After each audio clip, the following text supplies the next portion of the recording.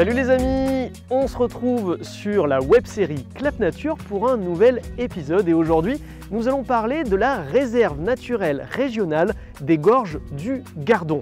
Un territoire splendide entre patrimoine naturel et culturel. Je n'en dis pas plus, je vous la laisse découvrir. A tout de suite. Bonjour Pauline. Bonjour Guillaume. Je vais me faire une petite balade dans la réserve naturelle et je me posais quelques petites questions. Alors c'est pour ça que je viens te voir. Et la première, c'est justement en quoi ça consiste une réserve naturelle. Pourquoi une réserve naturelle en fait? Alors, toutes les réserves naturelles de France ont trois grandes missions. La première grande mission, c'est la protection du patrimoine naturel. Mais pour protéger, évidemment, il faut connaître. Donc on va mettre en œuvre des inventaires, des suivis, de la faune, de la flore, du patrimoine géologique et du patrimoine culturel, des fois quand ça s'avère pertinent. Une fois qu'on sait ce qu'on a sur le site, on est en mesure de déterminer des mesures de protection pour favoriser la présence de telle espèce ou de tel habitat au sein du site. La deuxième grande mission, c'est la gestion du patrimoine naturel. Alors, gestion de la nature, c'est un peu bizarre de dire ça parce que la nature, elle se débrouille bien sans nous aussi. Ouais. Mais dans une réserve naturelle, en fait, une réserve est classée parce qu'il y a derrière des enjeux naturalistes particuliers qui peuvent être liés à des types de milieux ou des types d'habitats qui peuvent évoluer. Si la nature, on la laisse faire, les habitats peuvent changer et se transformer, le cortège d'espèces évoluer avec lui. Et du coup, nous, on va chercher à conserver certains enjeux. Un exemple très concret, chez nous, les milieux ouverts sont issus de l'histoire de la garrigue. Avant, on avait du pastoralisme, on avait de la coupe de bois qui entretenait les milieux, qui les maintenait ouverts. Donc il y a toute une biodiversité qui est associée à ces milieux-là, qui est amenée à disparaître si on laisse les milieux évoluer, puisque ces milieux vont se refermer, c'est de la forêt qui va prendre la place, et donc voilà, les espèces vont disparaître. Donc nous on essaye de maintenir ces milieux ouverts, ça peut être à travers des actions mécaniques, ou alors à travers l'intervention d'un troupeau. Action mécanique, on coupe le bois en fait. Oui, voilà, simplement, on débroussaille. Ou bien on fait intervenir un troupeau. Comme à l'époque. Comme à l'époque, voilà, on essaye de maintenir l'origine de ces milieux-là. Donc voilà pourquoi on intervient sur la nature dans une réserve naturelle. C'est une mission de gestion, c'est ça l'intérêt en fait. Et la troisième grande mission, c'est la sensibilisation. Donc là, on intervient auprès du grand public, auprès des scolaires, pour faire découvrir la nature, les paysages et la nécessité de les préserver. Ok, très bien. Et alors, pourquoi mettre en place une réserve plutôt que pas? Enfin, quel intérêt, tu vois, de ce dispositif réserve? Une réserve naturelle, c'est ce qu'on appelle une protection forte. Dans la protection de la nature, il existe différents outils. La réserve naturelle, c'est une protection forte.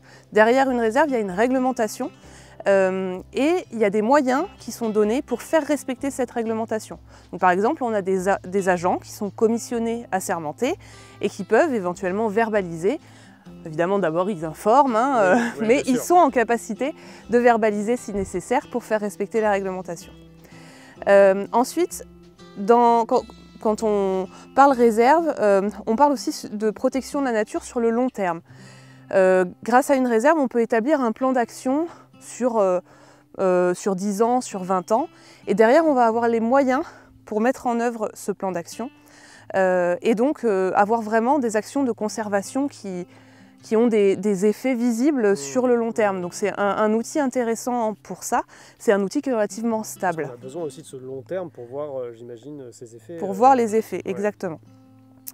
Et le troisième intérêt d'une réserve, c'est que ce n'est pas un espace qu'on met sous cloche, c'est un espace qui est très lié à son territoire.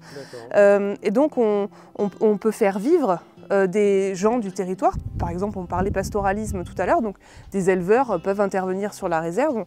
On contribue à favoriser cette activité économique. On peut faire intervenir d'autres prestataires du territoire et puis on protège, mine de rien, la nature, le bien commun. Donc pour les habitants du territoire, c'est aussi quelque chose d'important. Ça fait partie de leur histoire, oui, justement. Et de leur quotidien, puisqu'ils peuvent en profiter aussi. Et justement, tu parlais que ce n'était pas mis sous cloche, donc en fait c'est libre d'accès. Là par exemple, je vais aller me promener, tout le monde peut aller se promener. quelles sont peut-être un peu les activités qui sont présentes dans le Gardon et aussi quelles menaces derrière on peut avoir sur cet espace? Alors effectivement, la réserve naturelle des Gorges du Gardon est ouverte au public. Il y a certaines réserves qui sont fermées, celle-ci c'est pas le cas. Donc on peut y pratiquer de la rando, à pied, à cheval, à vélo. On peut s'y baigner, on peut faire du canoë, voilà, tout ça c'est possible. Et donc forcément, hein, qui dit fréquentation humaine dit derrière potentiellement des impacts. Alors nous ici, dans les Gorges du Gardon, surtout en période estivale, la question du feu est très prégnante. C'est pour ça que d'ailleurs on met en place des patrouilles de surveillance pour sensibiliser les usagers au risque incendie. Et donc pour ça, on a une personne en service civique qui encadre une équipe de volontaires qu'on appelle les éco-volontaires, qui sont des bénévoles du territoire, des gens de tous âges et de tous horizons, qui viennent donner de leur temps pour informer et sensibiliser les usagers du site, et notamment sur la problématique du feu, mais aussi sur d'autres choses. Mais en tout cas, voilà, ils se baladent dans la réserve à la rencontre des usagers pour les sensibiliser. Et moi là je vais aller rencontrer des jeunes je crois qui sont en train de ramasser des déchets. Et oui voilà, alors effectivement le dépôt de déchets c'est une autre menace qui est directement liée à la fréquentation mais aussi au risque de crue puisque le Gardon régulièrement, notamment à l'automne et au printemps, va subir des grosses crues et ces crues vont amener beaucoup de déchets sur les berges. Et donc après, derrière, il nous faut les ramasser. Et donc là, on a la chance d'avoir l'intervention de jeunes de maisons familiales et rurales du territoire qui vont donner de leur temps sur une journée pour ramasser les déchets dans les gorges. Écoute, je vais aller de suite les rencontrer. Mais merci beaucoup pour cette petite présentation. Bonne balade. Merci, à bientôt. Au revoir.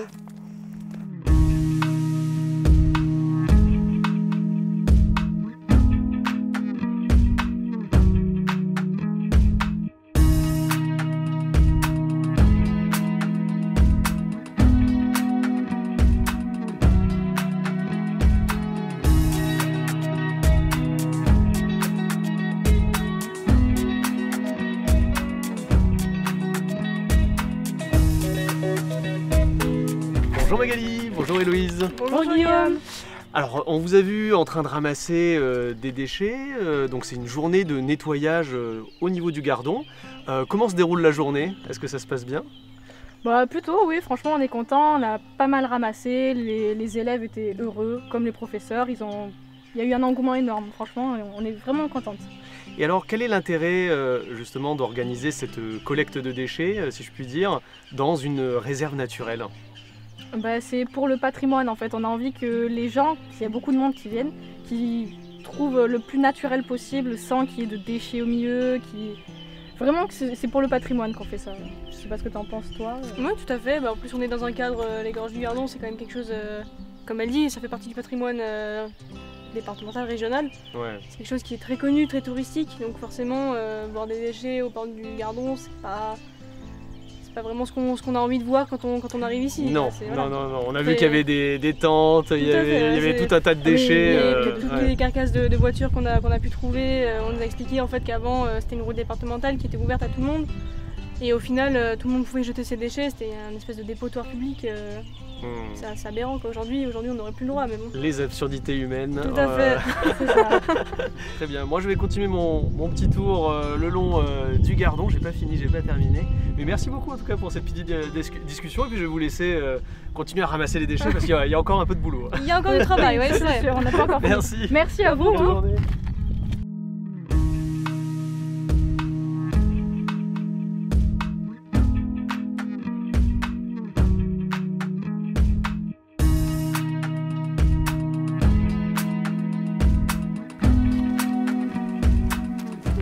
Bonjour Monsieur Crespi.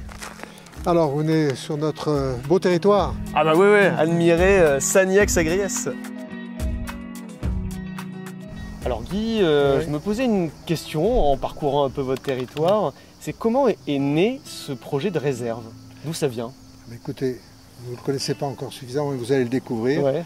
Vous êtes sur l'un des plus beaux sites de France. Ah, carrément. Carrément. Non, et c'est sans chauvinisme, je le dis comme je le pense et comme c'est la réalité. Okay. Et par conséquent, vous ne pouvez pas laisser ce site se dégrader, soumis à l'appétit des aménageurs, des promoteurs divers, parce qu'on a eu des projets de Disneyland, d'autres choses comme ça ici. Hein. D'accord. Donc dès les années 70, si je me souviens bien, il y a une société de protection de la nature du Gard qui a sensibilisé, qui a mené des actions. Tout ça a conduit en 2001, ça va faire 20 ans, entre le Conservatoire des espaces naturels et la commune de Sagriès-Sanilhac a été créée cette réserve naturelle avec la bénédiction, la protection et l'appui de la région, à l'époque Languedoc-Roussillon, maintenant Occitanie. D'accord. Et la commune de Sanilhac-Sagriès, si j'ai bien compris, hein, elle est co-gestionnaire de la réserve. À quoi ça consiste exactement? Co-gestionnaire, ça veut dire que c'est pas... Il y a un outil qui est cette réserve naturelle. La commune s'appuie sur cet outil pour mener un certain nombre d'actions de protection, de sensibilisation sur justement tous les atouts et tous les avantages que peut apporter ce territoire qui couvre plusieurs centaines d'hectares. Donc la commune est co-gestionnaire, c'est-à-dire qu'elle co-dirige en tant que comme un conseil d'administration, si vous voulez. Hein. Elle co-dirige, elle est co-actionnaire, on peut pratiquement dire, de la réserve naturelle, elle fixe en accord avec le conservatoire et la région les grandes orientations, et en même temps elle apporte un appui sous forme, alors la région sous forme essentiellement financière, la commune sous forme essentiellement de ressources, des locaux, du personnel éventuellement, etc. Donc on est fortement impliqué dans la gestion au quotidien. Mais tout ça en plein accord avec le conservatoire et la région. C'est pas trop contraignant? Parce que souvent on entend ça, hein, que les réserves, des fois c'est un peu contraignant, il y a des contraintes. Ça crée des obligations, mais c'est des obligations qui sont en fait un avantage. C'est pas un poids, au contraire, ça nous allège, ça nous aide. La commune elle-même n'aurait pas pu assurer cette gestion. On n'a pas les compétences. Tout seul, c'est pas possible. Tout seul, c'est pas possible. Une petite commune, on n'a pas ce qu'il faut. Et là, avec l'appui de la région et des conservatoires, on peut effectivement gérer cet espace. Ce qui est, comme je dis, il faut le préciser, c'est pas un espace fermé, hein, c'est pas une zone interdite, c'est une zone ouverte, contrôlée mais ouverte, et qui dialogue aussi avec les visiteurs, avec les habitants, les autres acteurs, les agriculteurs, les chasseurs. C'est parfois difficile, parce qu'effectivement, il y a des cultures différentes, etc. Mais on arrive à une pédagogie qui fait que ça progresse. Pas toujours assez vite, mais si ça progresse. Et c'est ça qui est peut-être génial d'ailleurs, c'est qu'ensemble, on construit quelque chose, un projet commun. Tout à fait, et c'est ce qu'on espère. J'espère que ces 20 ans de création seront l'occasion d'une belle réunion entre tous ces acteurs autour des propres acteurs de la réserve. Très bien. Eh ben, Guy, je vais faire un petit tour justement d'un des plus beaux sites de France. Oui, l'un des plus beaux, je prétends. Peut-être même d'Europe. Là, je fais un peu de chauvinisme. Là. Et découvrez aussi, non pas les paysages, mais aussi la chapelle. Le côté culturel aussi. Hein, on m'a dit, Pauline, elle m'a dit beaucoup de bien de la chapelle. Ouais.